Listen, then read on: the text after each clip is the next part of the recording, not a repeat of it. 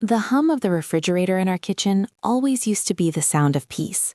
It was just background noise, something you never truly registered until it stopped, and then the silence felt wrong. For years, that hum was the soundtrack to our life, Mark's and mine. We built a good life, a solid one, the kind you read about in magazines or see in commercials for home insurance. A house in the suburbs with a little patch of green out front. 2 kids who were somehow both brilliant and exasperating, and a routine that felt safe, predictable, comfortable. Too comfortable, maybe. I remember Mark's laugh. It was a full, boisterous sound that used to fill a room, chase away any shadows.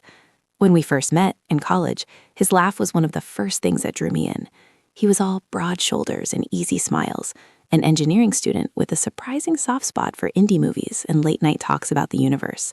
I was an art history major, always a little too serious, always overthinking everything.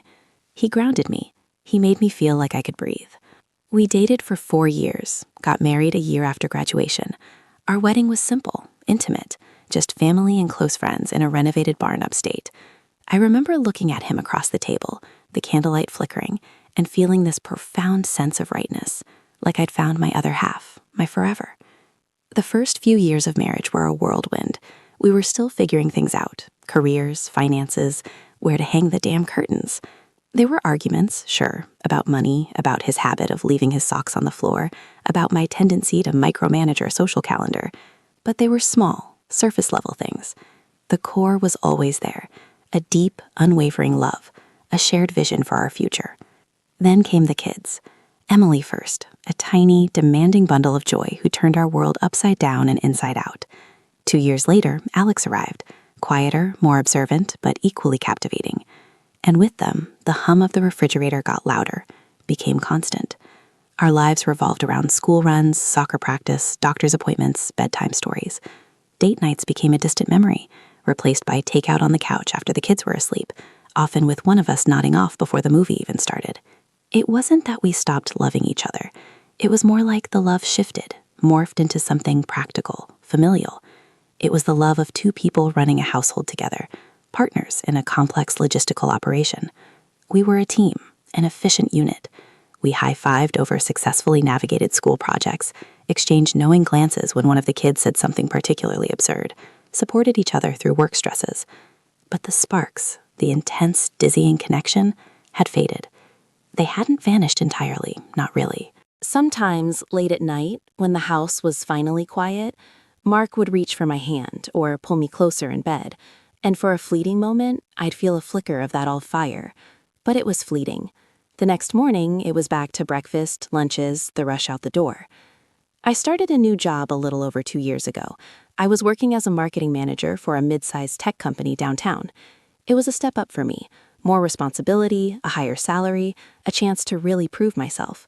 The office was modern, open plan, buzzing with young, energetic people. It was a stark contrast to my quiet suburban life, and at first, it felt exhilarating. I loved the challenge, the feeling of using my brain in a new way. And that's where David came in. David was on my team, a senior graphic designer. He was 6 feet tall, lean, with dark hair that always seemed to fall perfectly across his forehead, and eyes that were an unusual shade of hazel, flecked with gold. He dressed impeccably, usually in slim-fit shirts and tailored pants, a sharp contrast to Mark's preferred uniform of faded jeans and a t-shirt. From the moment I met him, there was an easy rapport. He was witty, intelligent, and incredibly observant. He noticed things about me that Mark, bless his heart, hadn't noticed in years. My new haircut, a subtle change in my glasses, the way I'd drum my fingers on my desk when I was deep in thought. We started working closely on a major campaign. Long hours, late nights, we'd order takeout and eat at our desks, brainstorming ideas, laughing over client eccentricities. He made work feel less like work and more like an adventure. He listened, truly listened when I talked about my ideas, my frustrations, even my dreams. He'd lean forward, eyes focused, offering insightful feedback that made me feel seen, respected, valued. It was a feeling I hadn't realized I was missing until I experienced it with David. One evening, we were the last ones in the office. The city lights twinkled outside the panoramic windows, and the usual office din had been replaced by a hushed quiet. We just wrapped up a particularly intense design review. I was tired, but also buzzing with the energy of creation. He looked at me, a soft smile playing on his lips. "You know," he said, his voice low, You really come alive when you're passionate about something. It's captivating.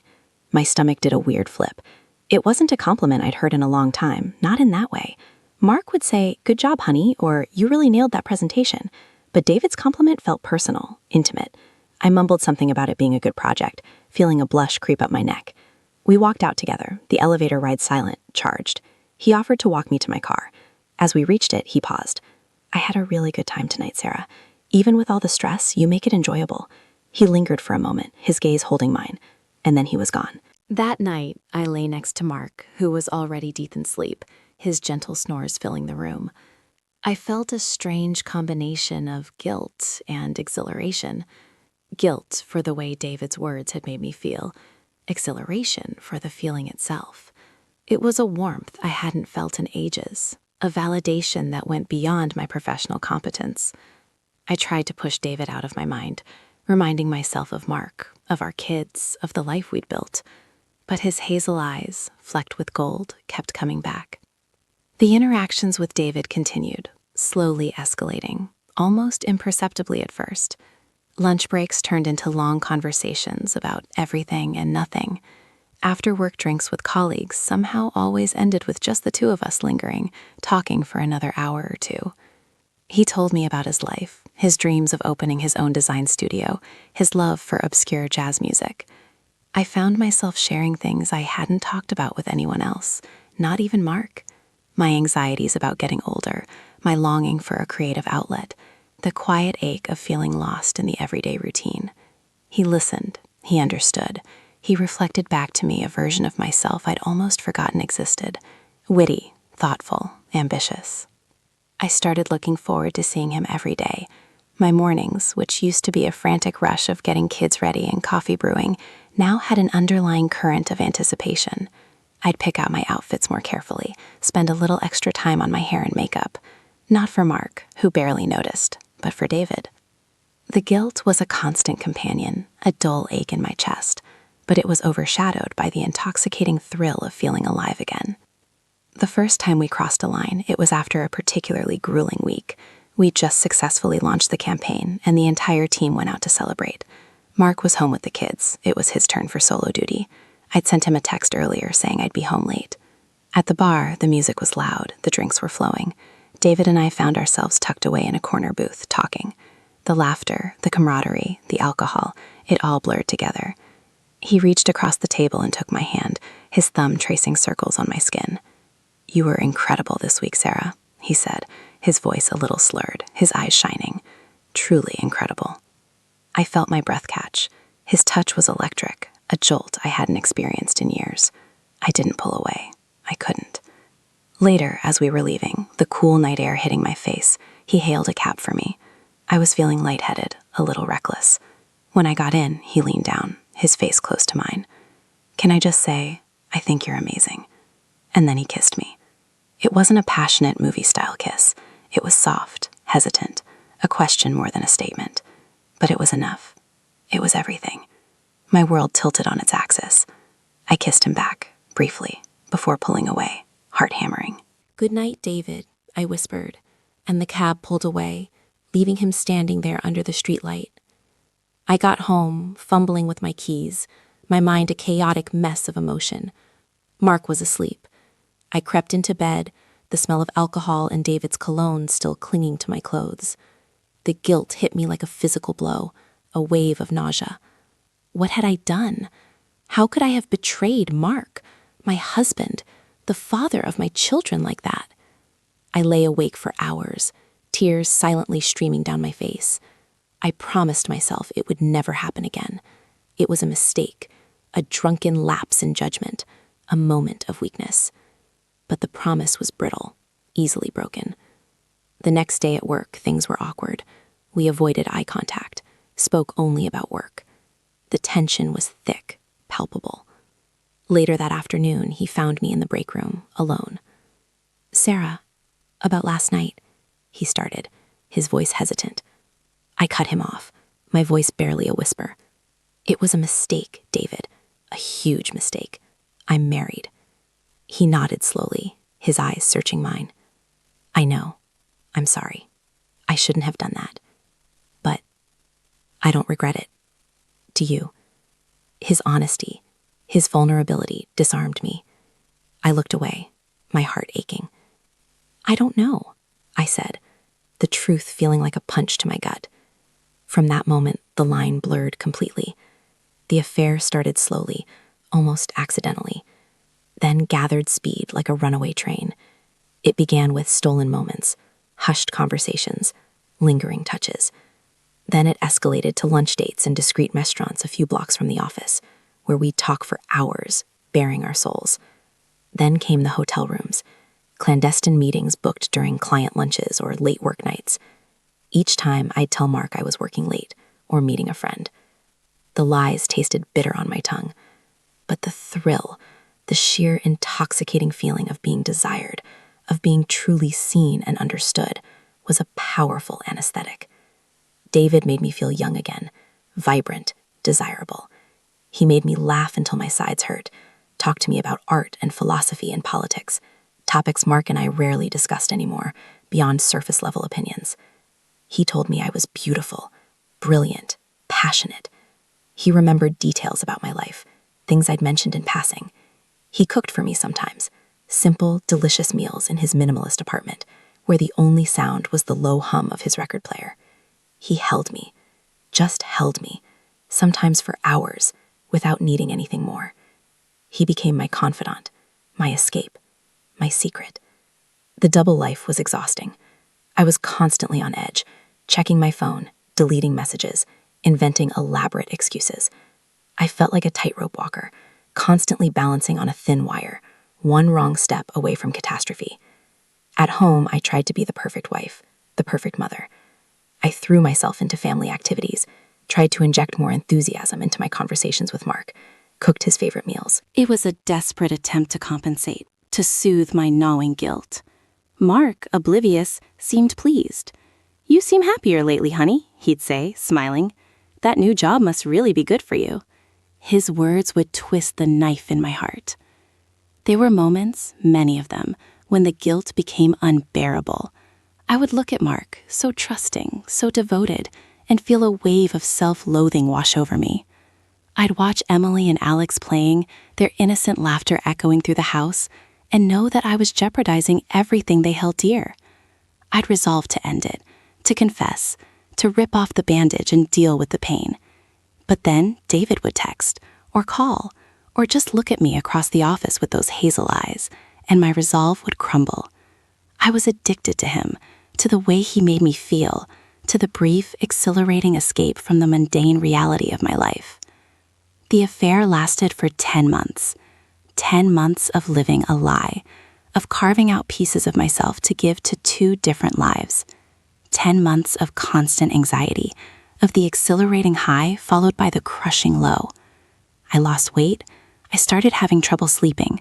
My temper became shorter with the kids. My friends started to notice, asking if everything was okay. I'd brush them off, blaming stress from work. But inside, I was crumbling. The end came, as it always does, suddenly and brutally. It was a Tuesday evening. I was at David's apartment. Mark thought I was at a networking event. We were laughing, sharing a bottle of wine, when my phone rang. It was Emily's school. She had fallen on the playground, scraped her knee badly, and they needed me to pick her up. My heart stopped. I mumbled an excuse, grabbed my bag, and rushed out, leaving David looking confused and hurt. When I got to the school, Mark was already there. He must have been closer, or maybe the school called him first. He was holding Emily, who was whimpering, a large bandage on her knee. He looked up at me, his eyes filled with concern. "Hey, honey, glad you could make it. She's pretty shaken up." I looked at his kind face, at Emily's tear-streaked one, and the full weight of my deception crashed down on me. I felt like a monster. That night, after the kids were finally asleep, after I'd held Emily, reassured her, tucked her in, I couldn't bear it anymore. Mark was in the living room, watching TV, his usual Tuesday night routine. I walked in, my hands trembling, my mouth dry. He looked up, a casual smile on his face. "Everything okay, babe?" he asked. I shook my head, tears springing to my eyes. "No, Mark, nothing's okay." The words tumbled out of me, a torrent of confession, shame, and despair. I told him everything, from the innocent lunches to the stolen kisses to the hotel rooms to the months of lies. I watched his face as I spoke, saw the casual smile fade, replaced by confusion, then disbelief, then a growing horror. His eyes, usually so warm and loving, turned cold, distant, like he was looking at a stranger. When I finished, the silence in the room was deafening. The hum of the refrigerator felt like a roar, accusing. He didn't shout, he didn't scream, he just stared at me, his face pale, his jaw clenched.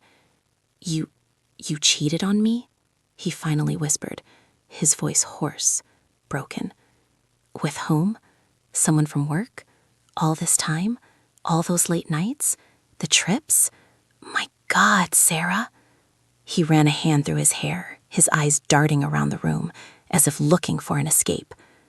"I'm so sorry, Mark," I choked out, tears streaming down my face. "I never meant to hurt you. I don't know what happened. I felt so lost, so invisible, and he saw me." The words sounded hollow, pathetic, even to my own ears. He finally stood up, his movements stiff, mechanical. He walked to the window, his back to me. "Lost? Invisible?" he repeated, his voice laced with a bitter irony. "Sarah, we have a life. We have a family. We built this together. Was I perfect? No, of course not. But you never said anything. You never came to me. You just went out and found someone else?" He turned, his eyes blazing with a pain so profound it took my breath away. "Do you know what this does to me? To us? To everything we've built? How could you?" The questions hung in the air, unanswerable. I had no good answers, only flimsy excuses, pathetic rationalizations. The next few hours were a blur of accusations, tears, and devastating silence. He asked me endless questions, details I hated to recount, each one a fresh stab to his heart and to mine. He asked about David, what he looked like, what we did, what I felt. Each answer felt like a betrayal all over again. He couldn't look at me, couldn't bear to be in the same room. He went to the guest bedroom, closing the door softly, but the sound was deafening, a finality that pierced me to my core.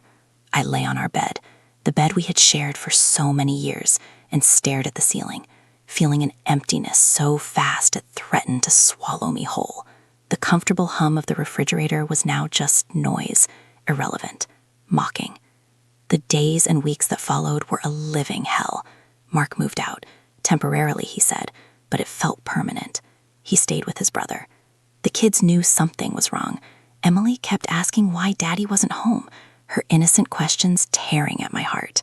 Alex, usually quiet, became even more withdrawn. I tried to explain, vaguely, that Daddy was on a work trip, but they weren't stupid. They sensed the shift, the tension, the palpable grief that hung in the air. I quit my job.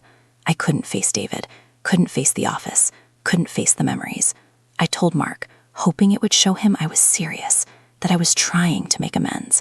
He just nodded, his face impassive. I tried calling David, but he never picked up. Part of me was relieved. Another part felt an unexpected pang of abandonment. He had been my escape, and now he was gone, leaving me to face the wreckage alone.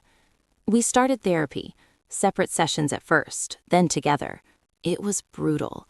We sat in a sterile office, pouring out our pain to a stranger. Mark's anger was raw, his hurt immense.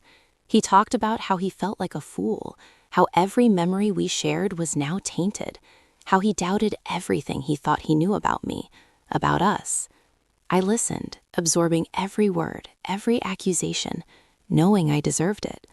I apologized endlessly, offered explanations that felt inadequate, begged for forgiveness that felt impossible. He told me he hated me. He told me he sometimes wished he'd never met me.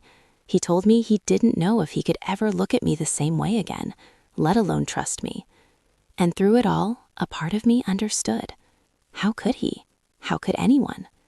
The house felt hollow without him. The kids were confused, sad, acting out. I was a shell of myself, consumed by guilt and regret. I missed Mark with an aching intensity that surprised me. I missed his laugh, his silly dad jokes, the way he'd pull me into a hug when I was stressed, the comforting weight of his arm around me at night. I had pushed away all of that for a fleeting fantasy, for the validation of a stranger. One evening, after another heartbreaking therapy session, Mark came back to the house to pick up some more of his things.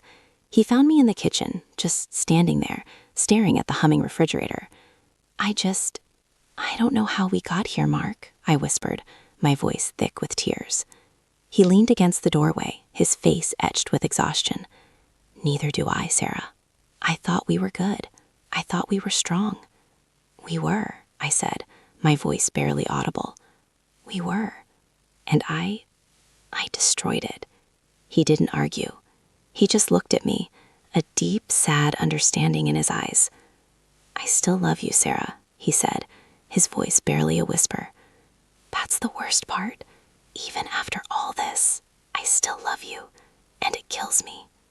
His words, instead of offering solace, twisted the knife deeper. Because I loved him too.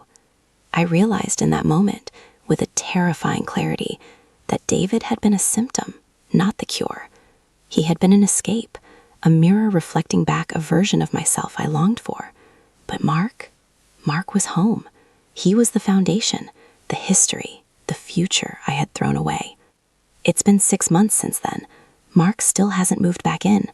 We're in limbo, suspended between ending and trying to repair the irreparable. We still go to therapy, still talk, sometimes for hours, sometimes in strained silence. He's trying. I know he is. And I'm trying. But the trust is shattered. It's like a priceless vase dropped on the floor, its fragments scattered. You can try to glue it back together, but the cracks will always be there, visible, a constant reminder of what was broken. I walk through our house, the quiet corners, the kids' rooms, and I'm haunted by ghosts. Ghosts of laughter, of shared dreams, of Sunday mornings in bed. I see Mark's face, not just the anger, but the profound pain, the deep betrayal that has settled in his eyes. And I know I put it there. Every single day, I live with that knowledge. The hum of the refrigerator is still there, a constant drone. But now, it's not the sound of peace. It's the sound of emptiness, of a life I carelessly fractured, of a love I may never fully reclaim. I don't know what our future holds. Maybe we'll make it through. Maybe we won't. But one thing is certain. I will never be the same, and neither will he. I lost myself, and in doing so, I almost lost everything. And the weight of that, the searing, undeniable truth of it, is a burden I carry every single second of every single day.